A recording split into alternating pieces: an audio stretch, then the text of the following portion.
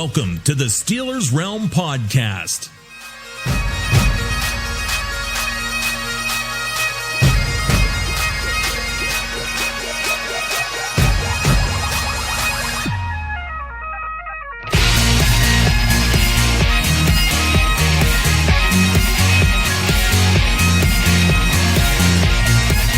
And now, here are the boys of Steelers Realm.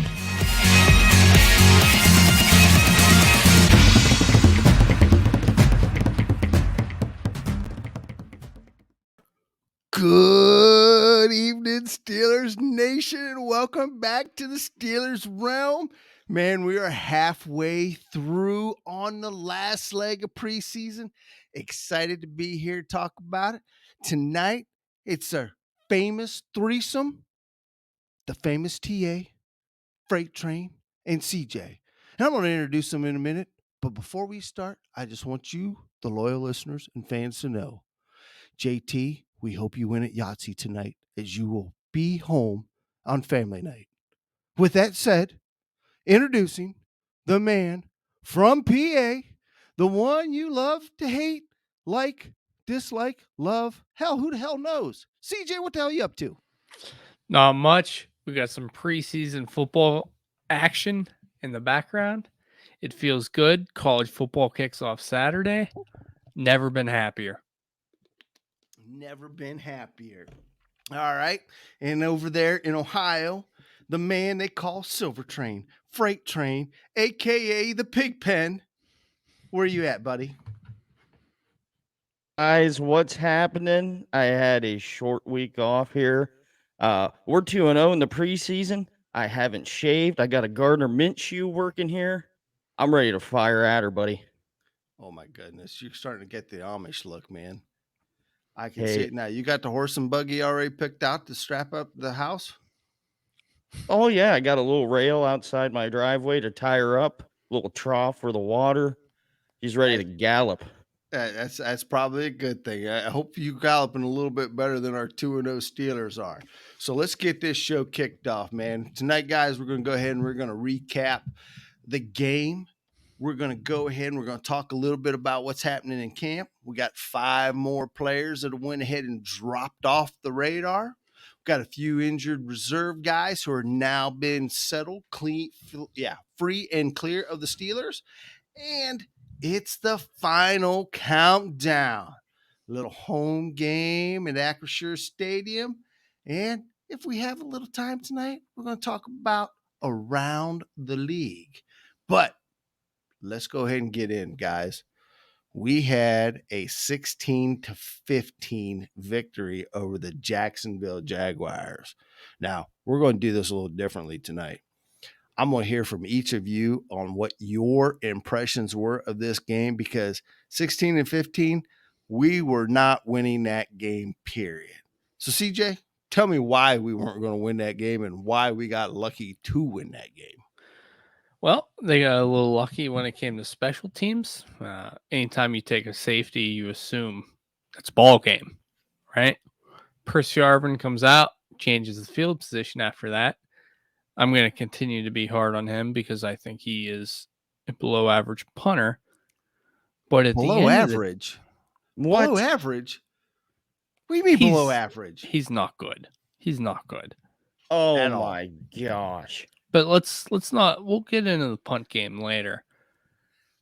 The line. All this week, I thought, where are we at? What are we feeling? Do changes need to be made?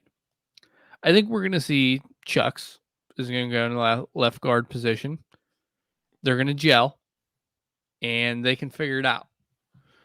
Mark Schlereth brought up some good points the other day that, that's kind of the hardest position to gel, right? With all the communication, everything else that takes place, it's going to take the longest for them. I don't have anything to take away from the game other than all the quarterbacks look good. D-line looked somewhat better. I don't want to say much improved. And the O-line looked like garbage. It's the preseason. I'm fully on board that meaningless football is meaningless football. So All right. we'll kick it away to Freight Train. All right, Freight Train, let's hear it. But I tell you what, anytime your offensive line plays like that, it's hard to win. But luckily, we had our preseason savior come in for one drive before halftime, put some points up on the board, and Mason, of all people, takes us down the field for a game-winning drive. The offensive line couldn't stop a nosebleed if they tried. But, hey, it is preseason. They got a lot to work on.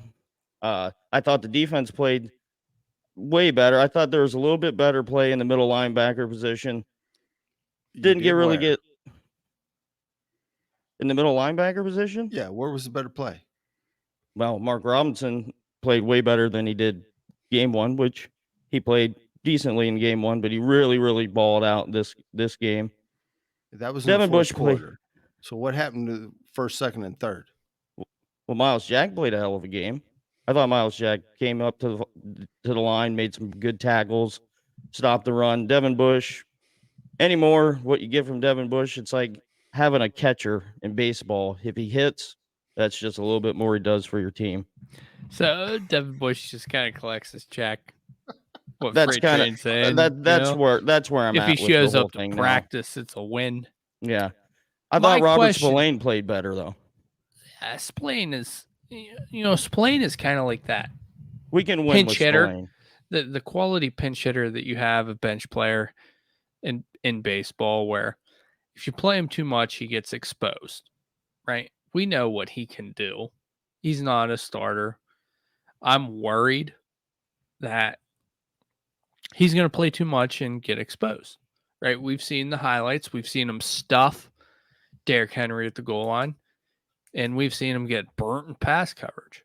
My question, though, to the famous TA, last pod, you said it was make it or break it for Kenny Pickett. I did. Did Absolutely. he make it or did he break it? I tell you what, Kenny Pickett played a hell of a game. There's absolutely no doubt about it. He did shine in his one series. I got to hand it to Mason, though. Mason is handling this as a true professional and making this rough for everything we've talked bad about. He has definitely come out to perform. I'm a little leery about Trubisky. However, it's hard to say about the offensive line. I mean, the guy was definitely under distress the entire game. He looked like Houdini back there. TA. Hey, he was escaping, man. He looked like and a still young Ben hit Claypool Roethlisberger. for a 30-yard gain. Should have had Deontay on a crossing route. The timing just wasn't there. I thought he did pretty well with how the offensive line played. He still moved the ball. He did move the ball, but there wasn't enough consistency there. I do have to admit, though, CJ, I'm not quite sure I'm with the moving Chucks to left guard. Who's playing right tackle? At this point, Joe Haig. Joe Haig at right tackle. All right, because I got a little bit different view of that offensive line right now. Of course, we've all seen the videos out there of Green getting blown up. But what really surprised me this week, nobody is talking about Daniels. For him supposed to be a stud, he looked just as bad, if not worse, than Green did. That's concerning. Now, when I listen to Mark Schlereth, okay, wait a second, I gotta respect. stop. How do you respect Mark Schlereth? Because that guy is a bozo. Well, He's a Bronco bozo. He's a bozo Bronco. No, anytime that he talks about line play, though, for the most part, he nails it. And he said that Daniels has, in the past, you have tape on him, right? You know at his very best what he can do. And he thinks that a lot of his struggles right now is a communication factor. And it's going to take time. English? He definitely speaks English. Okay. At least from what I heard. But he doesn't know when they're pointing to the left and hollering Mike, Sam, 42, 51. That's hard to understand. No, but that's the problem is no one is. It's different. It's a different offense. It's a different communication style than what he's used to. We've seen what he can do at his best. There's no reason to back away from him at this point. Is it concerning what we're seeing from him? Absolutely. But if you give it another 3 to 4 weeks in the system, he's going to come back to what we expect him to be. Well, look, in 3 to 4 weeks, I hope this whole entire offensive line is what we expect it to be. But right now, they got some work to do. Now, the other thing that we went ahead and mentioned here was the defense and defensive line. Now, I don't know about you guys, but the defensive line still wasn't up to snuff, man. We are giving up too many yards on the ground, guys. We cannot survive this way. It's not going to work. And for having Spillane out there, our run stopper, he wasn't getting the job done. Bush wasn't getting the job done. Well, it seems like nobody was getting off a block. I mean, they get on a block and get shoved backwards. There's no sense of a rush. There's no gap fulfillment. I mean, they got to get better on that because that's what we need from a mediocre, linebacking core right now in the middle to succeed. Is they need those guys to hold up some guys and plug some gaps for them. Let them hide behind them. The best defensive play was T.J. Watt getting a sack. And DeMarvin Leal. DeMarvin Leal looked good. That was about one of the only bright spots on that defensive line this week was DeMarvin Leal. Pass rushing ability. Again, when your best player, when your second best player on defense is not playing, right? He's playing one series, and he's the most important player in Cam Hayward when it comes to run defense. I take nothing. Everything I watch, I don't care. I just don't. That is what it is. And Tyson Alulalu isn't playing either. What's the point? He did actually play. He played a series. My bad. Okay, but he played more than a series. The thing you guys got to realize is these guys that are playing right now are an ACL tear away or an ankle sprain away from having to be in that position to start. Oh, and there's nobody right now that has stuck out and makes you feel comfortable that they're going to slide right in there. No, I agree with you. And I understand what you're saying. What I'm saying is when your top 3 D linemen are barely playing, who cares? Right? We want to see development. We want to see growth out of the second string and the third string D linemen. But we can't expect them when the Jags played their starters for a first half and we got in our third string D line that they're going to put up a fair fight, right? We want to see flashes from those guys, which we did see at times. At the end of the day, the defense gave up 13 points. 13 points. And if your defense gives up 13 points, you're going to win a lot of football games. I'm not worried. I might agree with you if this was the Tampa Bay Buccaneers we just got done playing. But this is the Jacksonville Jaguars. This is not Urban Meyer's Jacksonville Jaguars. This is Doug Peterson, a Super Bowl winning coach who knows what he's doing. That's why he, has been bounced from Philly and out of job, and now he's in the loneliest place in NFL. Well, he knew the Eagles front office was fully, when they wanted Jalen Hurts to come in. But we'll leave that at that. All right, so let's ask this question. We're going to wrap this up here real quick. Running back, guys. Did we solve anything in the running back rotation, in all honesty? Because we had, as a team, 24 yards rushing, and 10 of that was from the quarterback scrambling for his life. I know this. Benny Snell's on the hot seat. I know as bad as that offensive line was. Benny Snell, outside of the Pickett catch and score, didn't show any elusiveness. He didn't show anything to separate himself. And at the end of the day, he's a cheap cut. Actually, I hate to disagree with you. He did separate himself in a total of a -2 yardage gained. Now, I don't know how much more separation you need than that, CJ, but that's a pretty big separation as far as I'm concerned in the wrong direction. At this point in time, I think he tackles better than he runs, and he might as well go ahead and try out for middle linebacker. Well, that goes with my point. I don't think Benny Snell's the one on the hot seat because he can play special teams, which Tomlin even came out in his pressers. That's what's going to keep some of these guys on the rosters, their ability to play special teams. I think the guy that's on the hot seat is Anthony McFarland because he didn't do anything in this second game like he did in the first game. Again, offensive line problems might have had a little bit to do with it, but I don't see Anthony McFarland making plays on the special teams. Maybe on a return, but we don't. That's not where we need him. We have guys for back there. My belief is that the backup running back is on another roster right now. I think it's Jalen Warren. I don't. I think his versatile. the fumble issue. He's an undrafted rookie. The fumble issue. It's preseason. Remember, preseason doesn't matter, CJ. Issue. Preseason doesn't matter. He's going to work on that. Fumble issue in camp. That fumble that happened in the first game is something they've seen during camp. The backup running back plays for another team right now. And it doesn't matter. It's 3 to 5 carries. I strongly disagree. Oh, I know the backup running back plays on another team right now. I might have to agree with you, Freight Train. I mean, granted, come next week is going to be interested when we get down to 53 men, and it's probably going to be 50 men because there's going to be 3 that's going to come from the outside that we're going to plug in to go ahead and start right away. We've seen it before in the past. We'll probably see it again this year.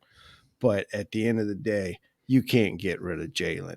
Jalen is the only running back so far, besides the one who we just let go due to injury, that has showed any signs in flashing, especially catching the ball. And he is elusive, man. He is an elusive little shit. So I'm thinking Jalen is his arrow's pointing up. Oh, yeah. He's a quality third running back. The backup running back, I will say this, and when they sign someone after the 53-man cuts, I'll say it till I die. They will be signing another running back. So who's that running back? Who's the running back? I would have to say, honestly, the guy that just got cut from the Raiders, and Kenyon Drake. Why do we want Kenyon Drake? He has a track record of not being doing able to, nothing. Nope. He has a track record of being able to catch the ball out of the backfield. He has a track record of protecting the football. Mike Tomlin has said multiple times throughout this camp that you cannot turn over the football. They know what they need to do to win. Kenyon Drake will be their guy. When they sign him, I would like you all to send me $100 Venmo. I think Jalen Warren is just one football duct tape to his arm for a week away from not fumbling the ball. He's been carrying the football around from the second he leaves his dorm room. He's too versatile. He's very, very versatile. I'm not saying he's not making the team. I'm saying he is going to be the third running back. Kenyon Drake? Okay, I agree. Because at this point in time, I'm not feeling Kenyon Drake. I mean, he's already been on 3 teams. He hasn't done anything since he's come into the NFL. He came close with the Cardinals of breaking 1,000 yards, but they didn't even feel good enough that they went ahead and picked up, that's right, one of our own who we thought was washed up, but led the league last year in touchdowns. So I don't see Kenyon Drake either. Now, if he does, I will humbly apologize to you, CJ. How's that? I will take it. But if we win, you have to say Presley Harvin's the best punter in the NFL. Not a fucking chance. All right. Hold on a second. How about simple apology? No, stop. You guys clowned on me because he averaged 44.4 yards per punt last week. You know where that would have put him last year, statistically, is the punter? 27th in the NFL. What about a hang time close to like 5.5 I am seconds. talking. Oh, kick it higher. Do whatever. All the Because other what I ones can do saw, it. what I saw All the was other ones. he wasn't punting 60-yarders, but he was given the time with the ball in the air for our defenders to get downfield to make tackles and plays and special teams. Actually, in the first game, which I don't think he played, so that was the other guy. So scratch that idea. But in this game, he had the ball up in the air long enough to where we were able to make plays on special teams, and he made Benny Snell look like a linebacker, like TA wants him to turn into. And quite And guess honestly, what? There's other punters out there that can do the same exact thing and give you an extra 5 to 10 yards. When you have a margin so thin as what the Steelers do with their offensive line and with their offense, and they're going to have to rely on defense, those 5 to 10 yards each possession are going to matter. He needs to go, period. I don't know about that, because when to Freight Train's point, I mean, he had 4 kicks. You're right, CJ. He did average 44 yards, but we only allowed 14 yards return on 4 punts. Now you take 4 into 14, that's about 3 yards a punt. You know what? That beats the hell out of what we've seen before in the past, where as soon as the returner gets the ball, he's gashing us for 15 to 20 yards off the rip. So we're going to sit here and we're going to anoint this guy I'm not going to anoint him, but I will say this: for his second year working on his hang time, old Bazooka Joe, he's got those guys fired up. I'd like to see where this thing goes. I could pull a Mexican out of Mexico who could do the same exact thing. Well, you might want to have Kenya Drake pick one up from California on his way over to Pittsburgh, because that's about what we're going to need. And all right, so that's enough forward, on punting. Moving forward here. So quarterback room, guys. We've seen one quarterback leave. Chris Donka is no longer with the Steelers. Hoo. Now, with that being said, did we give this kid a chance, or do we see him on the practice squad?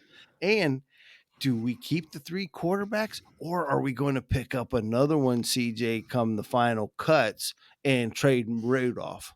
I'm thinking after the Steelers saw the Nick Mullins trade for a conditional 7th to go to Minnesota, I think they kind of looked around and said, Mason's a very cheap insurance policy, or whoever that third guy is, right? Which I believe is going to be Mason.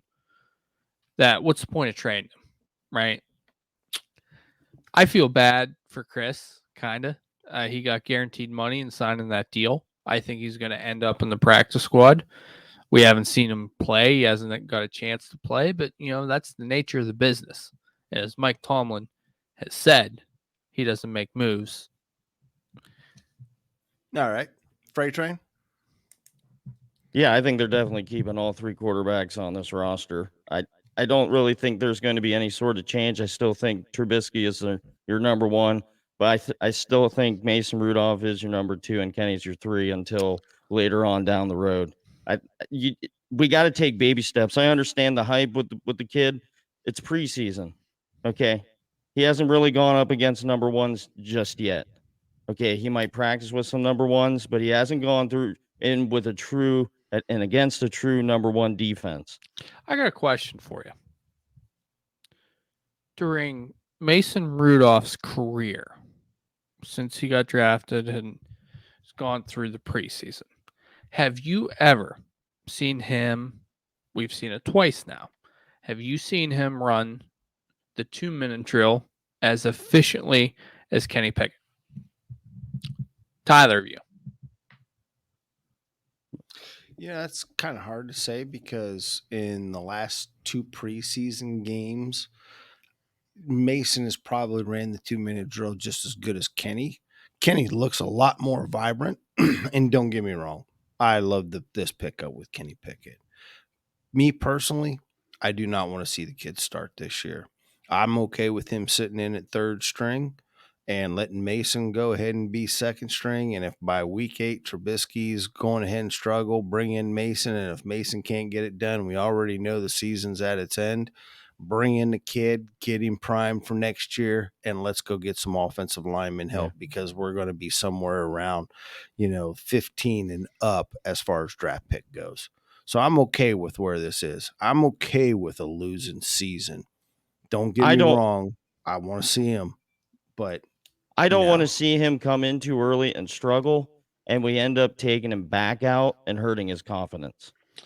See, my kind of thought process on this with how we've seen him play, how we've seen him react to certain situations, is that Thursday game in week 3 against the Browns has really kind of thrown a wrench in everything, where they don't want him to have to play 3 games in 12, 13 days. Whereas if they had that Thursday game later in the year, it would be a more true QB competition. I believe week 1, we're going to see Mitch out there as a starter, rightfully so. They paid him to be the starter, and that's always kind of been how everyone's felt. I don't think, though, that for a second, though, Mike Tomlin's like, you know what? This kid's played well. He's done everything we've asked. I don't see him not being dressed week 1. I think you're going to see him holding the clipboard in some sort of fashion. And I don't think he wants that conversation around the team. Mike Tomlin's big on perception and everything and very good. I think there's a chance for the first time in Tomlin's era, we see 3 quarterbacks dressed where everyone's fully healthy. So they can avoid that question, is he a 2 or is he a 3? Yeah, but here's the thing. If you dress 3 quarterbacks, you heighten that because the fans are going to see Pickett down there in shoulder pads, and they're going to expect him to play. I don't think so. I think You don't a think majority. so? They were chanting his name. Hold on. Yeah. What part don't you think so? Let me. Kenny, What part for don't a you whole think so? half. No, I think a majority. Obviously, when in the preseason, when tickets are $10, we'll ignore that. But what I'm saying is, I think a majority of reasonable people can say, "Hey, let's get through that short week against Cleveland. Let's see where we're at. All right, let's see how Mitch is playing." And I think that's when the Kenny Pickett chants are going to start roaring through Acrisure and letting rip. That's just my opinion, and that's kind of how I see it playing out. All right, CJ, you bring a different twist as usual. I'm not quite sure I'm following with this here. I'm thinking that there's going to be mayhem at Acrisure Stadium with the chance of Kenny the first time the ball is intercepted. But we'll run with that. Just like for the running back room, I think this week is going to be important to see who, first of all, makes the team. And second, if CJ is correct and we bring in, who'd you say it was? Kenyon Drake. Right. Kenyon Drake. I was thinking the rapper, but that's okay. His cousin is Drake, Right. Definitely. Right. He might want to go ahead and ask him for some backup vocals. Now, with that being said, all right, defensive line.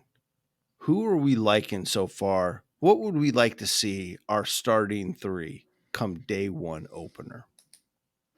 I think it's pretty simple. Alulalu, Hayward, Logan Joby. Yeah. I still think there's a chance that they transition to a 4-3 to fit their personnel. I know I said it last week and got destroyed. It's way too late for that. No, it's not. Yeah, it is. No, it's not. Yeah, it is. And honestly, I don't look for Alalu to be starting.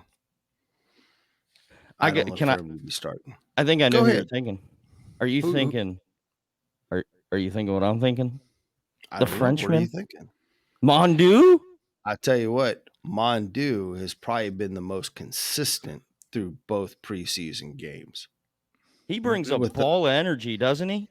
Yes, without a doubt, Mondu has been the most consistent on that defensive line. But I'm liking the way that rookie is playing. Leal is bringing it there. I just don't think he's game ready to bounce up in there. And the one thing we haven't seen is Montravius due to injuries. So it's going to be interesting to see how this defensive line does gel in all But reality.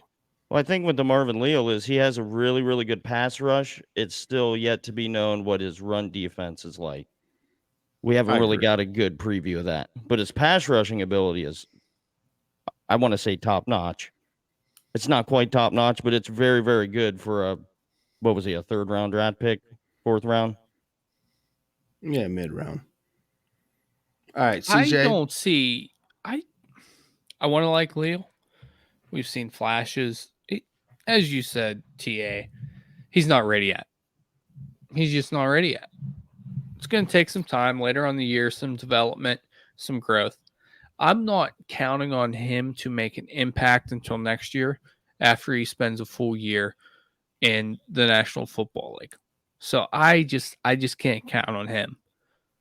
I like everything they got. I like Adams. I understand what you're saying with Mondo. But I think at the end of the day, Alu is the most important person on that D line. We saw it the second he went out last year that they fell apart. Yes, Outside we of did. Hayward, you know what I'm saying. Yeah, Outside they of did. Hayward, They definitely did. Mhm. I think what we're going to see is a heavy rotation on that defensive line this year. It's going to be a heavy rotation because we've got a lot of mouths to feed and there's a lot of talent there. Because here's one guy who I don't think's making the team is Chris Wormley. I don't think so either. He's right on that cut line, and it's going to come down to a numbers crunch where how many wide receivers do they keep, how many quarterbacks do they keep, right? He's right on that cut line. It's going to be very interesting. Yep, I've been saying that for weeks now. All right, so let me ask you guys this. We've all been talking about Mark Robinson. Would anybody be disappointed if we seen Jack and Robinson start this game? And can we start that campaign right now? Hey, Mark Robinson, we need you more than ever right now. Oh my God. Please tell me you're not trying out for American Idol. You may see me on there. Simon Cowell, I'm coming for you. That's a golden buzzer on America's Got Talent this week. There it is. All right. I would not be upset. I understand the Mark Robinson hype, right? That's an understatement. I understand it. I need to see more. I need to see him. What better way to see it than to have him start in this preseason game? That's kind of what I was getting at. I would like to see him against the ones, against the Lions. Lions have a top-notch line. I think we're going to learn a lot more about the defensive line and the linebackers this week against the Lions than we've learned in the last 2 weeks. You look at the Lions' offensive line, they are stacked with former and current Pro Bowlers and All-Pro and first-round draft picks. All 5 of them fall under that criteria. We're going to see something this week. Have you been staying up late at night watching Hard Knocks? No, so I don't watch Hard Knocks until it's over, and then I'll binge it all at once. Okay. All right. I just want to check. All right. So speaking of offensive line, guys, what do we need to see out of this? CJ, you already said communication. You're a firm believer it's communication at this point. I right. firmly believe outside of for 2 years, well, not for 2 years, for a year and 2 games, we've seen Kendrick Green just get pushed around. I don't think he's strong enough to play the game. I just don't. Seems like a great guy. Seems like a hard worker. Went down south, worked with Pouncey's. He's just not big enough. He's not strong enough. I'd like to see them take the same combination that they had last week. I'd like to see them plug someone else in. Let's roll. Give me some John LeGlue. All right. And let's let that unit gel. Well, we've already seen Tomlin made a change and went ahead and put in Dotson back with the number ones. Freight Train, what does this offensive line need? They need to have technique and fundamentals. last week it seemed like they were all trying out for America's Got Talent tap shoe competition. Man, I've never Well- seen so many guys just put on skates. So on who grass. got the who got the golden tiptoe Oh, award from you? James Daniels for sure. He got both golden shoes. He got both golden shoes. All right. So with that being said, I'm not going to beat up on the offensive line. I think we got this week here to see what they've really done to gel. We've made a few changes. I'm interested to see. But we did have 5 guys leave, guys. Any surprises? Was anybody surprised to see Jannard Avery go, seeing that we went after him in free agency and picked him up? Not after Hamlin McCarr Rashad's play in the last game. I thought he's expendable. Rashad came in and played some pretty good minutes.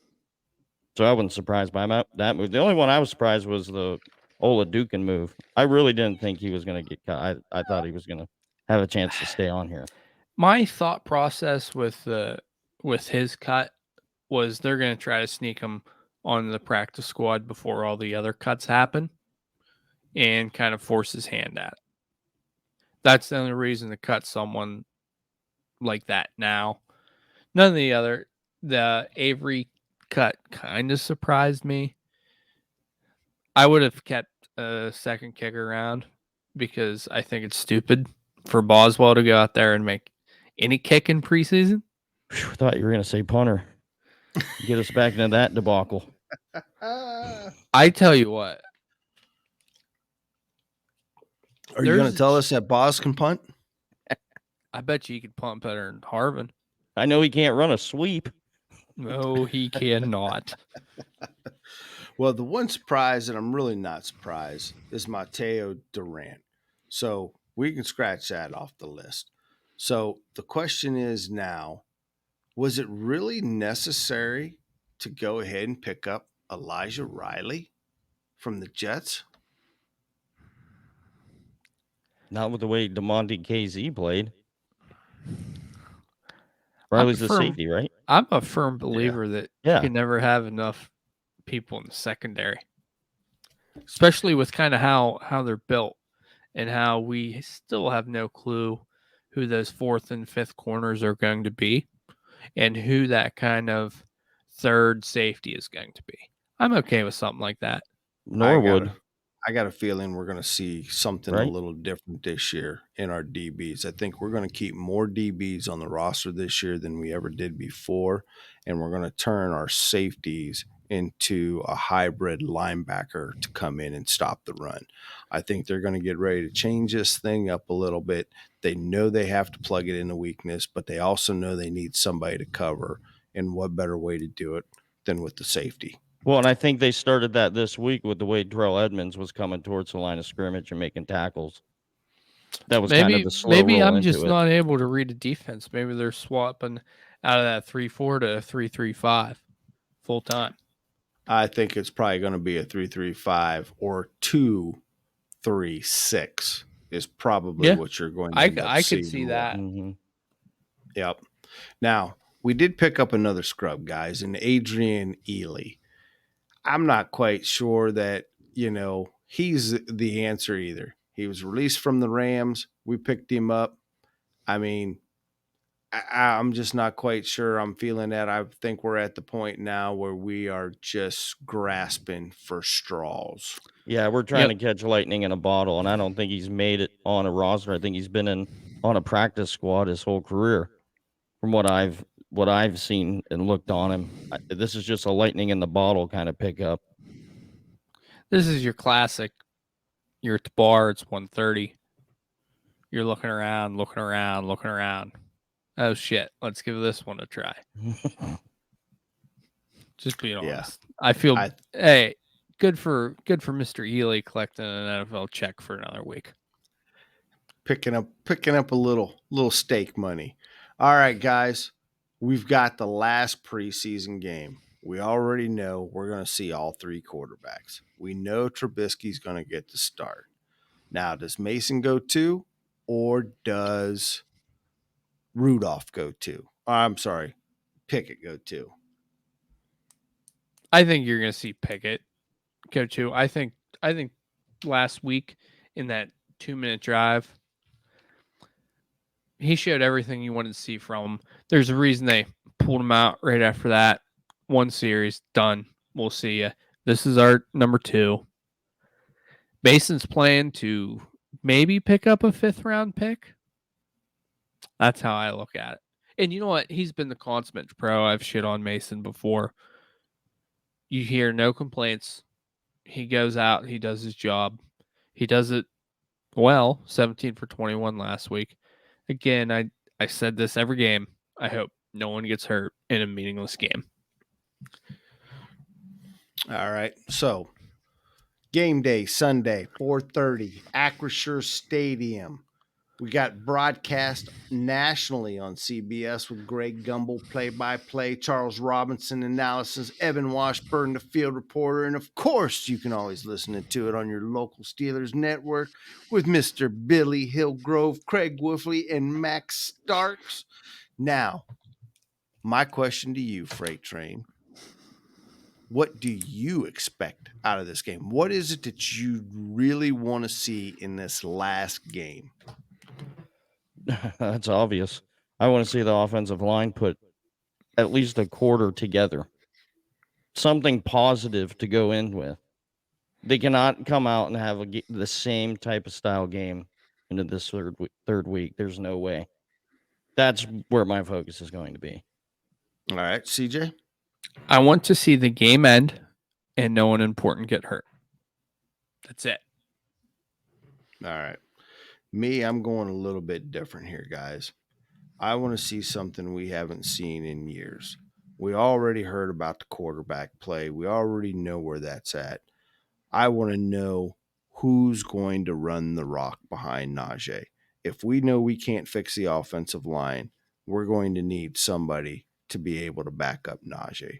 I want to see who's going to pick up that and run the rock, because they're going to need to figure out how to open up their own holes, just like Najee did last year. I think in week 12, Najee had like 850 yards. Out of that 850 yards, 845 of them he did on his own. We need to see who's going to have that medal. Other than that, I agree, CJ. We need to stay healthy and get ready for the season opener. So with that said, before we sign off, I got to ask you guys, is everybody making a little bit too much to do over Tom Brady taking an 11-day fucking hiatus throughout training camp? What do you think, Freight Train? I definitely think so. I mean, he probably had a family vacation planned. I mean, in 20 plus years service in the NFL, he's got to easily have 6 to 8 weeks of vacation accumulated. Wait a second. What do you think? He's a city worker here? He can just accumulate his personal days? Is that what you're He's saying? a union worker. Yes. He took a union break in preseason. All right. Yes, they went to the beach with the kids and down in Costa Rica. Yeah, going off the sands scuba of Guam. diving. Yeah, one last hurrah before he goes in. What do you think, CJ? I tell you what, imagine if Big Ben, Aaron Rodgers, Patrick Mahomes, any other quarterback just up and disappeared for 2 weeks. Could you imagine how selfish, self-centered, not ready to play, unprepared? This is ridiculous. This is ridiculous. And you know what? Looking at his O-line, he should just call it quits and go vacation and wherever. Oh, they're going to feel that Ryan Jefferson loss. No, I'm serious. Could you imagine? And we'll leave it with this. You're absolutely right. If any other quarterback would have took 11 days in the middle of training camp to go home, and here's the thing we don't know. In all fairness, it could have been something very, very serious that Tom had to take care of, something that hasn't been released to the press yet. And if that's the case, then okay, I hate for dogging on him. But if not, CJ, you are 100% right. There is not another quarterback in this league that gets this kind of pass, and nobody is ragging them to the fullest on being self-centered, as you stated. Could you imagine If I'm serious, could you imagine if Aaron Rodgers disappeared for 2 weeks? I think the would first be thing they would look for is to see if he's in prison from Con Air. I just can't We'll imagine end it the with two. that. We'll end it with that. Well, and I can't imagine you two saying no to Giselle with a beach vacation. It doesn't tell matter you, what time of the year it is. Giselle's too old for me. Oh, You've never heard about those older women, have you, CJ? And with that said, Steelers Nation out there, remember, check us out on Steelers Nation, #724. Send us a letter, send us a scoop, tell us what you're thinking. Most importantly, they're at the stadium, man. I want to see that buzz at the stadium for the preseason game against Detroit like we did in that first game, because that was just totally awesome. With that said, I'm going to end this by saying good night, Mrs. Calabash, wherever you are. And a special shout out to Jimmy Durant. Good night, Steelers Nation. Steelers Nation, life's a dark garden. Dig it. Love you. Good night.